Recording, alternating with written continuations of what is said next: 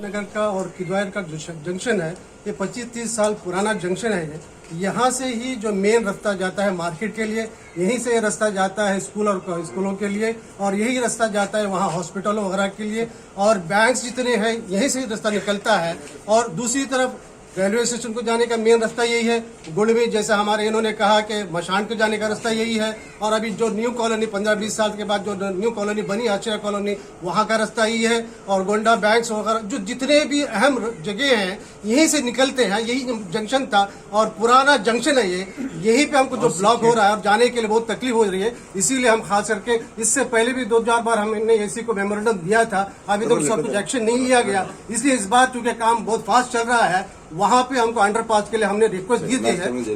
और last time पे भी हमने जो है उनका एप्लीकेशन दिया था, इनके लिए जो मेमोरेंडम दिया है तकरीबन 21 फरवरी को 2019 में दिया हुआ है। जो हमारा जो मेमोरेंडम है, जब से हम भाग दौड़ चल रही है हमारे यहाँ पे, अभी तक इसके ऊपर कुछ एक्शन नहीं लिया गया है। अब चूंकि इमीडिएटली काम फास्ट हो रहा है, इसलिए हमको बड़ी तकलीफ हो रही है। हमने अब आज आके एसी से मुलाकात की है और उनको एक इमीडिएटली जो एक्शन लेने के लिए मेमोरेंडम दिया है।